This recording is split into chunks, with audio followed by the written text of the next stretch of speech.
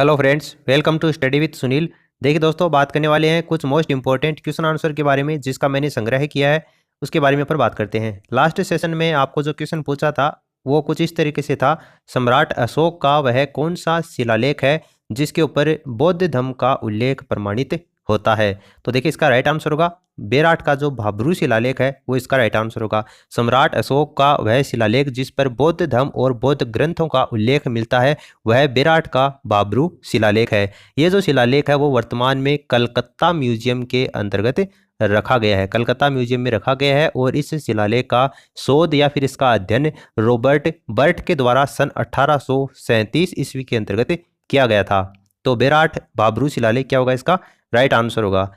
अब देखिए आज का जो क्वेश्चन ऑफ द डे है वो आपको इस वीडियो के लास्ट में पूछा जाएगा। आज का सेशन देखिए अपन शुरू करते हैं। आज का पहला क्वेश्चन है, अशोक महान इतिहास में जाना जाता है। तो अशोक महान इतिहास में किस कारण से जाना जाता है? शांति और अहिंसा के लिए जाना जाता है। ऑप्शन थर्ड इसका राइट आंसर होगा। सम्राट अशोक इतिहास में हिंसा और विजय अभियानों के लिए चर्चित रहा है। सम्राट अशोक ने कलिंग विजय के पश्चात बौद्ध धर्म को अपना लिया था और शांति और अहिंसा का संदेश दिया था। ऑप्शन थर्ड क्या होगा इस क्वेश्चन का राइट आंसर होगा।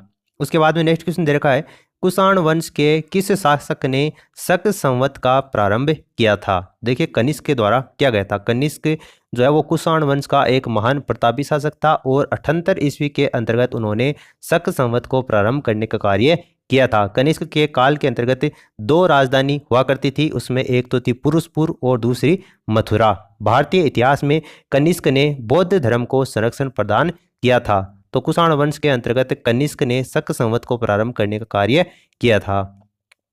नेक्स्ट क्वेश्चन आपको दे रखा है, आधुनिक चिकित्सा विज्ञान के पिता के रूप में कौन चर्चित है? तो देखिए इसका राइट आंसर होगा चरक। चरक इसका राइट आंसर होगा। कुषाण वंश के जो शासक कनिष्क हैं, कनिष्क के शासनकाल के अंतर्गत आयुर्वेदिक विज्ञान चरक को आधुनिक चिकित्सा पद्धति यानी कि चिकित्सा विज्ञान के पिता के रूप में जाना जाता है। चरक संहिता इनका ही एक प्राचीनतम आयुर्वेदिक साहित्य है जिसमें गद्य और पद्य दोनों को संस्कृत भाषा के अंतर्गत लिखा गया है। तो इसमें चरक क्या होगा इस क्वेश्चन का राइट आंसर होगा।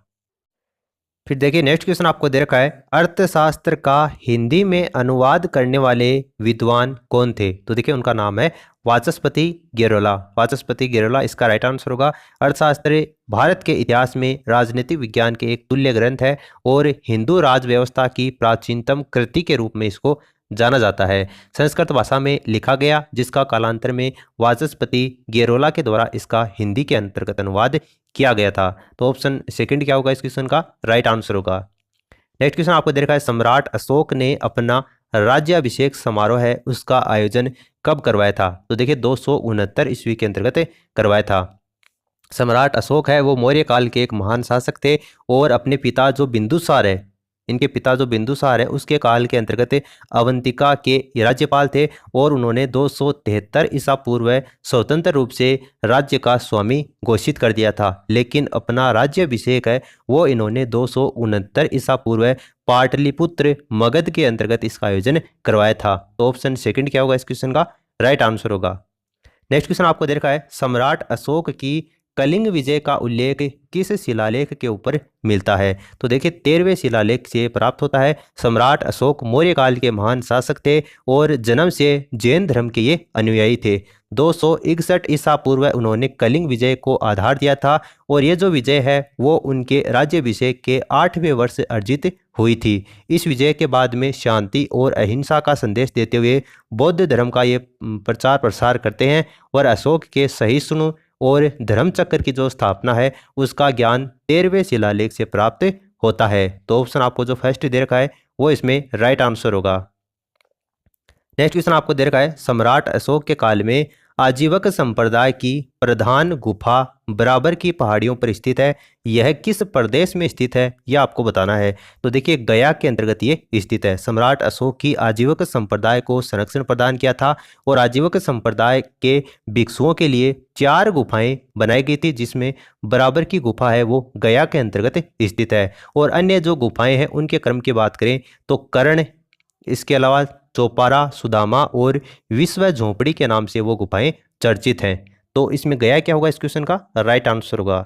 नेक्स्ट क्वेश्चन आपको दे रखा है, निम्नलिखित में से कौन नालंदा विश्वविद्यालय आया था और वहां पर शिक्षा प्राप्त की थी? तो देखिए उनका नाम था हेनशांग। नालंदा विश्वविद्यालय राजगीर बिहार के अंतर्गत जो बड़गांव है वहां पर स्थित था।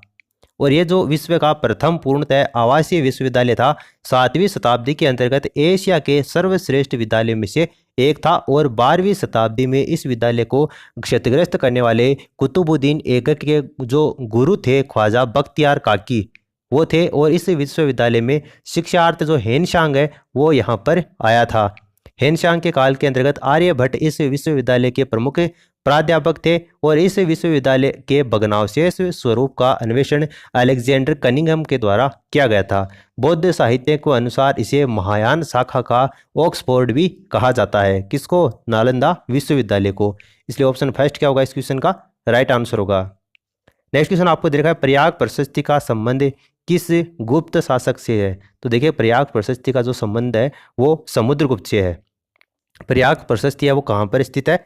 इलाहाबाद के अंतर्गत स्थित है। और इसमें गुप्त काल के जो महान शासक हैं समुद्रगुप्त, जिसको भारत के नेपोलियन के नाम से जानते हैं, उसकी विजय यात्राओं का उल्लेख प्रयाग प्रशस्ति में किया गया है। यह जो प्रशस्ति है वो पाषाण पर खुदी समुद्रगुप्त की आत्मकथा है। जिसके रचनाकार की बात करें तो इसके रचनाकार कौन है? हरिशेन इसके रचनाकार हैं। और चंपू शैली के अंतर्गत गद्य और पद्य दोनों रूपों के अंतर्गत इसको लिखा गया है। कौन सी भाषा में लिखा गया है ये कभी एग्जाम में पूछा जाए तो इस प्रयाग प्रशस्ति को संस्कृत भाषा के अंतर्गत लिखा गया है। ऑप्शन सेकंड क्या होगा इस क्वेश्चन का?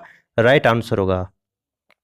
नेक्स्ट आपको दे रखा है, समुद्रगुप्त की धर्म सहिष्णुता का गुणगान करने वाले बौद्ध विद्वान कौन थे? तो इसका राइट आंसर होगा वसुबंधु। वसुबंधु इसका करेक्ट आंसर होगा। समुद्रगुप्त काल के एक महान धर्म सहिष्णु शासक थे और विभिन्न विद्वानों और बौद्ध भिक्षुओं को संरक्षण प्रदान समुद्रगुप्त ने किया था।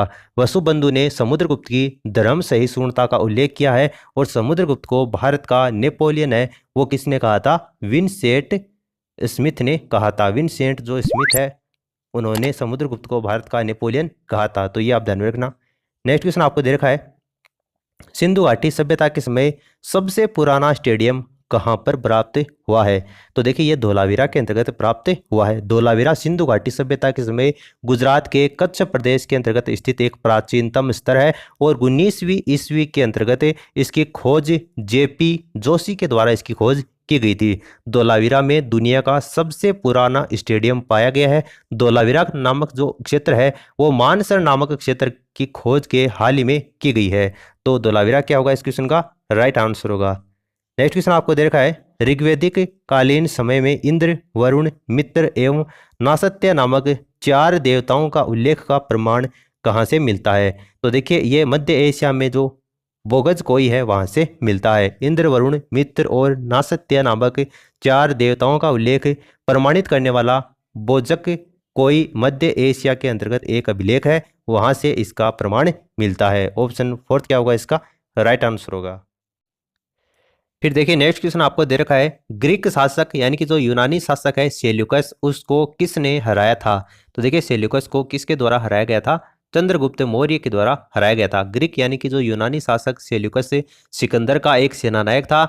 और झेलम नदी के किनारे, ये ध्यान में रखना आप, झेलम नदी के किनारे चंद्रगुप्त मौर्य ने परास्त किया था। चंद्रगुप्त मौर्य को भारत का प्रथम राष्ट्रीय सम्राट भी कहा जाता है। किसको? चंद्रगुप्त मौर्य को भारत का प्रथम राष्ट्रीय सम्राट कहते हैं। और ये जो शासक है सेल्यूकस वो 500 हाथी दान करता है। सेल्यूकस को 500 हाथी दान करता है। और सेल्यूकस की जो पुत्री हेलेना है उससे विवाह करता है। कौन? चंद्रगुप्त मौर्य। ऑप्शन थर्ड क्या होगा इस क्वेश्चन का?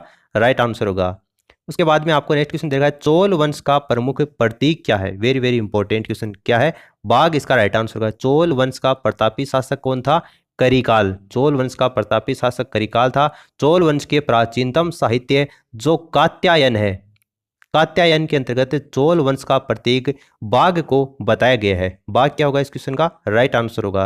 नेक्स्ट क्वेश्चन आपको दे रखा है, गुप्त काल का महान शासक जो चंद्रगुप्त प्रथम है वह कौन सा पुत्र है जो कुमारी देवी से उत्पन्न हुआ है? तो देखिए इसका राइट आंसर होगा समुद्रगुप्त।